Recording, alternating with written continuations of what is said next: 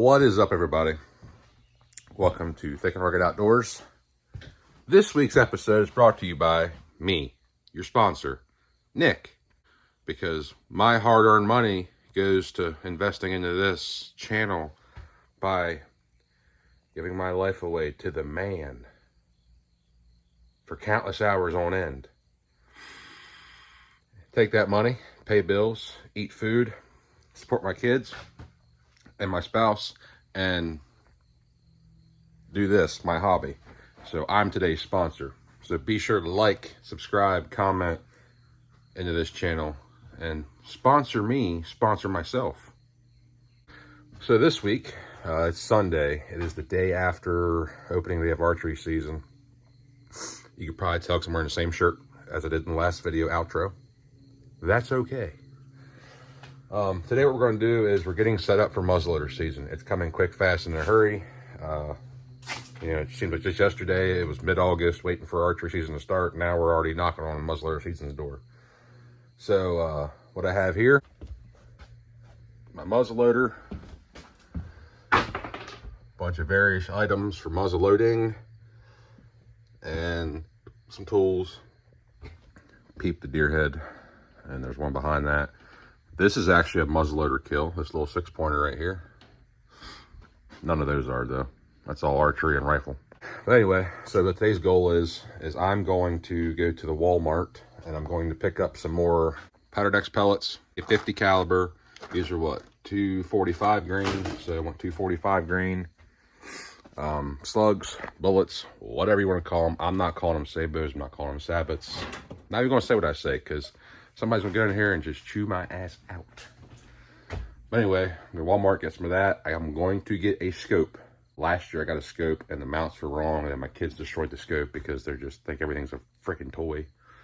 So I'm going to Walmart, look for a scope, another pack of bullets, and another pack of powder X pellets. And come home, mount said scope, and we might shoot it in today. Hopefully. So, let's go. Well, that kind of sucked. I drove the whole way to Walmart, forgot my wallet at the house, and as most of you probably already know, Walmart doesn't have touchless pay like with your phone. Plus, they don't have any muzzleloader stuff. So what the hell? So run back to the house and either make something else work or just have to make a run to Academy or order off Amazon, I guess. Damn it.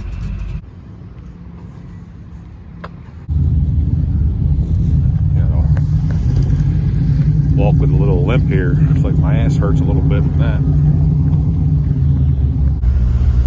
I'm gonna need a cigarette and a drink after that. I really shouldn't be complaining. It's 2025. Nothing costs what it used to cost. That was a little ridiculous though. I got a scope with mounts. I think a 12 or 15 pack of bullets, and then a 50 cal brush to brush that barrel out because there's some built up unburnt powder in the rifle wing, so I'll get it cleaned out. Damn, 110 bucks.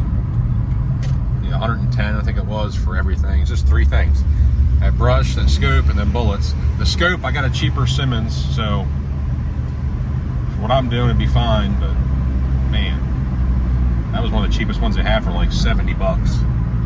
Hopefully you got the best view in the whole house. Obviously it's a freaking mess in here. I'm using a old crib, or, well, I guess a 1-year-old bed for a workbench because my wife decided that we're going to store stuff in here while we wait for people to pick the stuff up. We got rugs, we got baby furniture. I got junk laying on the floor too, and this is supposed to be like my area, but see how that worked out for me. I went ahead of the video here and went ahead and made sure these scope mounts are going to work, because this is like the 4th scope mount kit I've got and none of them seem to fit. So this is a CVA Apollo. This is from like the 90s. I'm actually right here, 97. This gun was made in 97.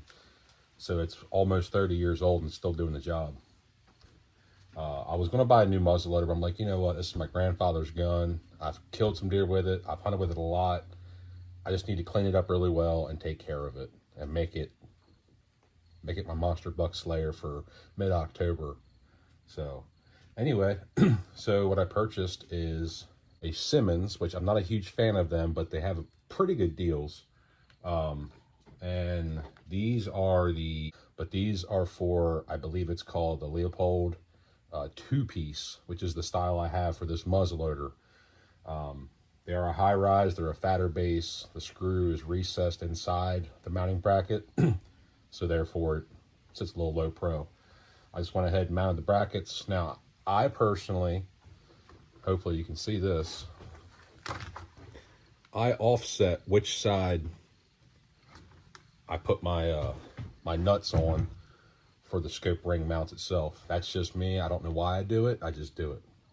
Don't know why. Probably because in my head there's a torque flex to it. If I could even that out, I will. All right, so we got it mounted on there. Good and sturdy. This is a Simmons Pro Hunter scope because I'm a pro hunter, so gotta have that. It looks like a whole new gun. It really does. I'm actually kind of impressed with how it looks. Kind of happy with that. I can still feed my primer into the breech. Shouldn't be a problem for anything inside of there. Like to find my laser bore and just kind of get it rough, get it close, because a lot of times out of the box, actually every time out of the box, your gun's not going to be bolted up and zeroed in. It's just not going to happen. So give me like 20 minutes to an hour to find my laser bore site, and we'll do that quick, and then we'll clean it up some more and shoot it. All right, got the GoPro mounted. Our target out there at about 80 yards. Well, more like 75, but hillside behind it, pile of dirt, cornfield. I'm gonna put a primer in this rifle and I'll switch over to the GoPro.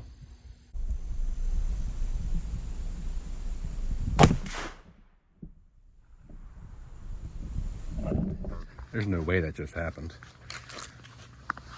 There's no way that just happened.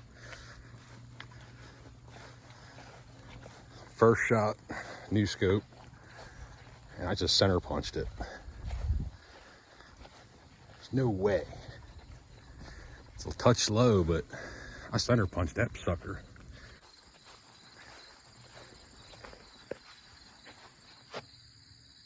Huh. I'm not usually one in saying never, but that never happens. New scope, old muzzleloader. First 3 shots are basically dead on. I can't believe that. That's a dead deer all day long. Impressive. First shot, second shot, third shot. So that's awesome. That's about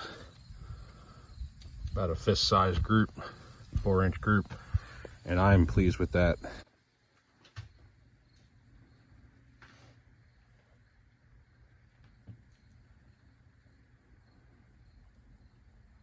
I honestly don't know what to say to that. That's quite impressive, honestly. I've never, ever mounted a scope on a rifle or a shotgun or 222 or a muzzleloader or anything and had it zero within 3 shots. I'm just blown away. I'm excited now, really excited, because I've had open sights in that muzzleloader for the last 3 to 4 seasons, and I've missed a couple deer because of that. With those open sights, you know, you're looking at a barrel like this, and you have to get everything perfectly lined up, and it's just not going to happen for you unless you're really good and the sights are really small and target's close. I mean, there's guys out there that do it every day and are good at it. I'm not. My vision's pretty good, but not that good. But I'm impressed. So, a little backstory on that muzzleloader. That muzzleloader, my grandfather, my dad's dad, bought that brand new, my papaw, bought that brand new in, I think, 96, 97. He bought that brand new, hunted with it for a few years, and then gave it to my dad in 2000. And it's a crazy little story, but I can remember the very day my papaw gave it to my dad. We were in his house at the Wolford store.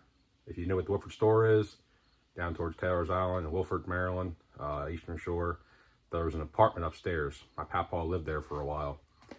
He gave that gun to my dad that day, early October, because they were going sick of deer hunting and whitetail hunting down the road.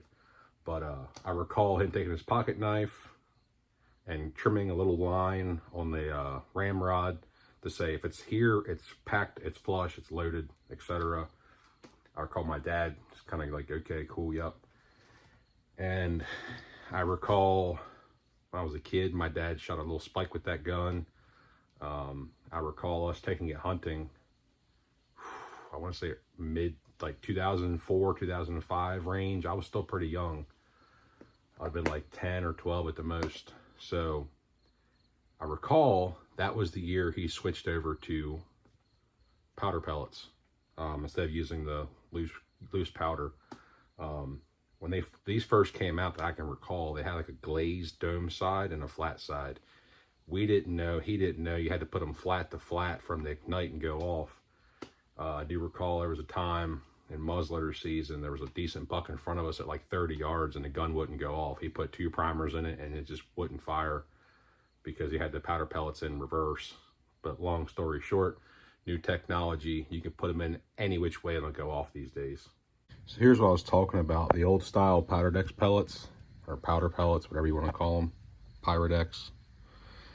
They actually had a dome to them, and you had to load them like this in the barrel with the bullet on top in order for them to actually ignite and go off. Otherwise, this oiled side, as you can probably see, a little darker, they would not ignite.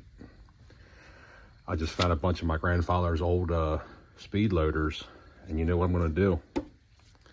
I'm gonna kill a big buck with that bullet right there. He put this bullet in this speed loader. I'm gonna kill a big buck with that bullet right there. That makes me happy. I got 3 shots off at 75, 80 yards. I'm like 2 inches high, which is fine with me because at 100 yards I'll be dead nuts. Real quick, what I'm using today: 245 grain powder belt bullets. These are 50 caliber. These ones here.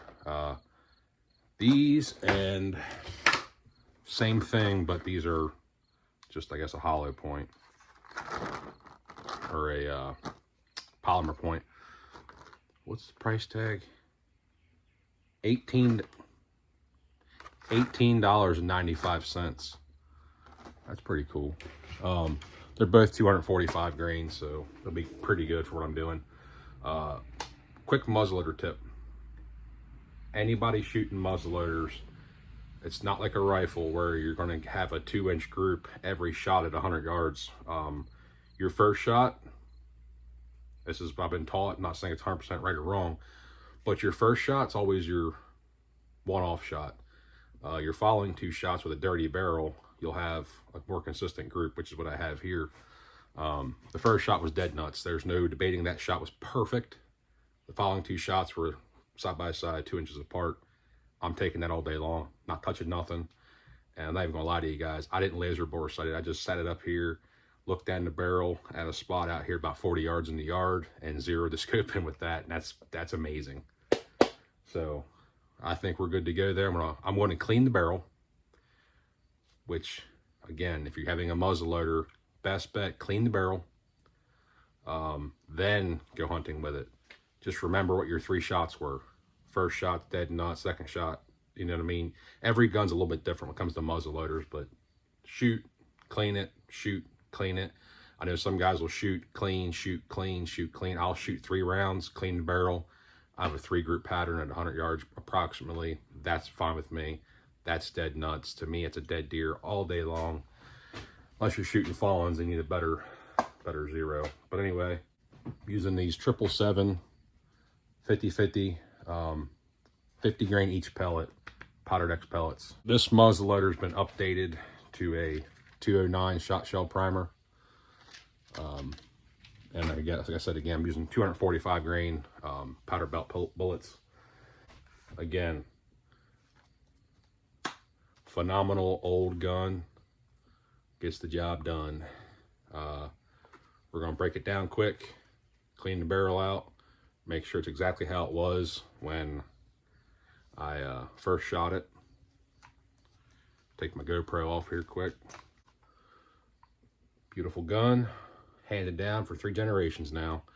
And hopefully in 2 weeks we can kill some does and a monster buck with it, because last year I missed a giant with this very gun. I did have to pull the front sight off. If you can see it or not. Right there. I pulled the front sight off so it would clear for the bottom of the scope. So yeah, that's my CVA Apollo 50 cal Simmons Pro Hunter 3x9 by, what is it, 30 by 40 millimeter scope. Very clean optic. I mean, I'm thoroughly impressed. Hope you guys can see it or not. Bingo. Oh, look at that. Perfect. That's a sign. That's a sign. That's a large whitetail right there. This is just a muzzleloader preparation. Muzzleloader season's in 2 weeks. This week, and then the following Monday, Tuesday, Wednesday is archery. Then boom, Maryland muzzleloader season, 3-day bucks, and then I think it's 8 days total of doe. So we will be archery hunting this weekend coming up, I hope, or an evening or two. But be sure to like, comment, subscribe, give over TikTok, follow us there, Instagram, Facebook. We're not too active on those, Facebook and Instagram, but I'm trying to get better at this. So we'll see you guys next week. You sit up,